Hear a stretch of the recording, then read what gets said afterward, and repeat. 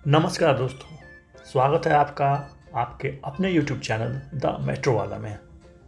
दोस्तों, कुछ दिन पहले मैंने एक वीडियो बनाया था जिसमें मैंने दिल्ली मेट्रो में किराए के नियमों के बारे में बताया था और किराए से जुड़ी हुई बहुत सारी जानकारी दी थी। उस वीडियो के बाद बहुत सारे लोगों ने मुझसे कमेंट करके ये जानना चाहा कि आखिर मेट्रो के किराए को बढ़ाने का अधिकार किसके पास है। मेट्रो ने जब 2002 में दिल्ली में ऑपरेशन शुरू किया था तो उस समय इसका किराया मिनिमम किराया 4 रुपये और मैक्सिमम किराया 8 रुपये था और आज ये किराया मिनिमम किराया 10 रुपये और मैक्सिमम किराया 60 रुपये है। तो 8 रुपये से लेकर 60 रुपये तक किराए के पहुंचने के पीछे क्या कहानी है और क्या भविष्य में हाल के दिनों में आने वाले दिनों में किराया बढ़ने की कोई संभावना है। तो ऐसे बहुत सारी जानकारियाँ इसमें वीडियो मैंने दी है, तो वीडियो को प्लीज़ अंत तक देखिए क्योंकि ये वीडियो बहुत ही इंटरेस्टिंग होने वाला है। तो चलिए करते हैं हम वीडियो को शुरू।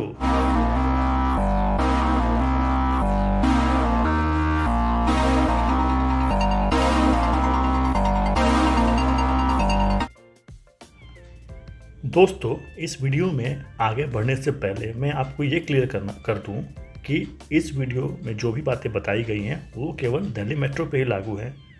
भारत के दूसरे सरकारी मेट्रो और प्राइवेट मेट्रो में किराया बढ़ाने का तरीका कुछ अलग हो सकता है। मेट्रो के किराया बढ़ाने का अधिकार एक व्यक्ति के पास नहीं होता है, बल्कि जब भी किराया बढ़ाना होता है तो किराए और इससे जुड़ी बहुत सारे पहलुओं पर विचार करने के लिए एक कमेटी का गठन किया जाता है। इस कमेटी को फेयर फिक्सेशन कमेटी अर्थात FFC कहा जाता है। इस कमेटी में 3 सदस्य होते हैं, जिनमें पहला सदस्य दिल्ली सरकार के एडिशनल सेक्रेटरी रैंक का अधिकारी होता है। वहीं दूसरा सदस्य केंद्र सरकार के एडिशनल सेक्रेटरी रैंक का अधिकारी होता है। वहीं तीसरा सदस्य जो इस कमेटी का हेड होता है वो किसी हाई कोर्ट के रिटायर्ड या कार्यकारी जज होते हैं। DMRC में 2002 से लेकर अब तक अर्थात इन 19 सालों में इस तरह के 4 फेयर फिक्सेशन कमेटी का गठन किया जा चुका है और अभी जो DMRC का किराया चल रहा है वो चौथी फेयर फिक्सेशन कमेटी के रिकमेंडेशंस के आधार पे है। फर्स्ट फेयर फिक्सेशन कमेटी का रिकमेंडेशन 31 मार्च 2004 को लागू किया गया था, जिसके तहत मिनिमम किराए को 4 रुपये से बढ़ाकर 6 रुपये तथा मैक्सिमम किराए को 8 रुपये से बढ़ाकर 15 रुपये किया गया था। इस कमेटी के मात्र 9 महीनों के बाद ही सेकेंड फेयर फिक्सेशन कमेटी ने भी अपनी रिपोर्ट 31 दिसंबर 2005 को दे दी, जिसमें न्यूनतम किराए को तो 6 रुपये ही रखा गया, लेकिन मैक्सिमम किराए को 15 रुपये से बढ़ा के 22 रुपये कर दिया गया था। इसके बाद किराए में बढ़ोतरी लगभग 4 साल बाद 13 नवंबर 2009 को थर्ड फेयर फिक्सेशन कमेटी के रिकमेंडेशंस के आधार पर किया गया। इस कमेटी के अनुसार मिनिमम किराए को 6 रुपये से बढ़ाकर 8 रुपये कर दिया गया तथा मैक्सिमम किराए को 22 रुपये से बढ़ाकर 30 रुपये कर दिया गया।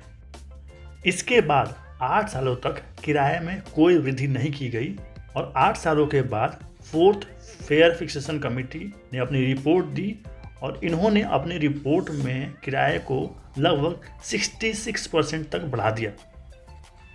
चूँकि किराए में ज़बरदस्त वृद्धि की गई थी, इसीलिए इस कमेटी के रिकमेंडेशंस को 2 चरणों में लागू किया गया।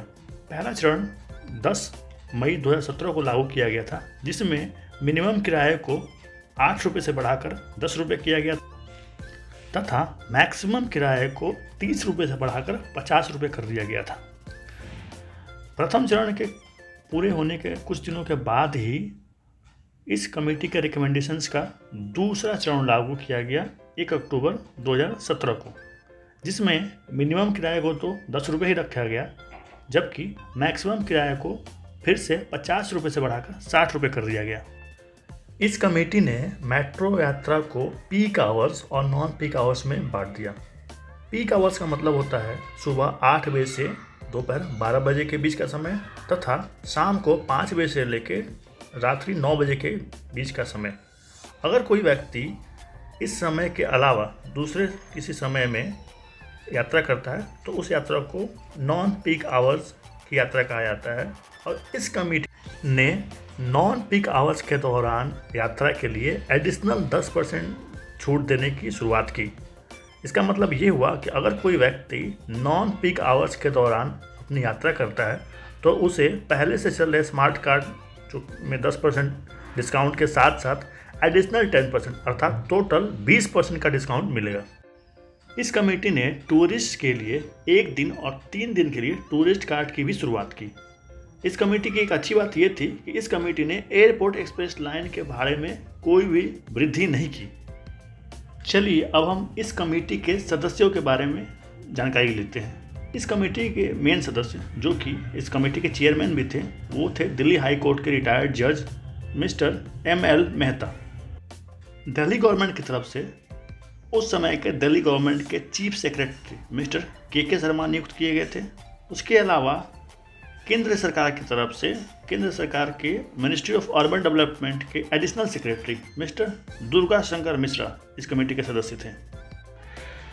किराए में इतनी अधिक वृद्धि करने के पीछे DMRC की कुछ मजबूरियां भी थी और ये बहुत हद तक ज़रूरी भी था, क्योंकि एक तरफ 2002 में मेट्रो का मैक्सिमम किराया 8 रुपये था। उस समय DMRC का नेटवर्क केवल 7.4 किलोमीटर तक ही फैला हुआ था, जबकि आज के डेट में DMRC का नेटवर्क 391 किलोमीटर तक फैल गया है।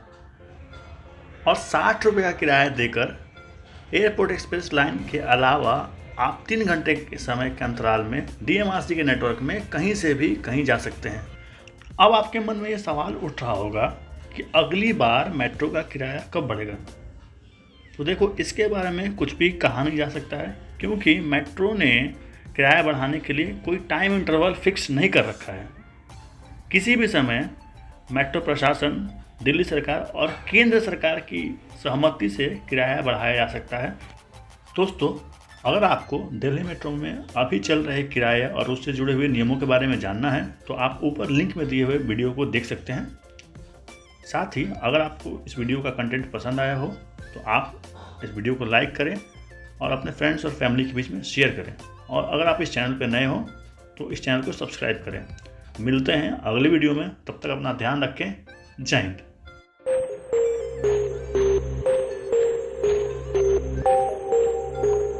Like, share and subscribe to my channel.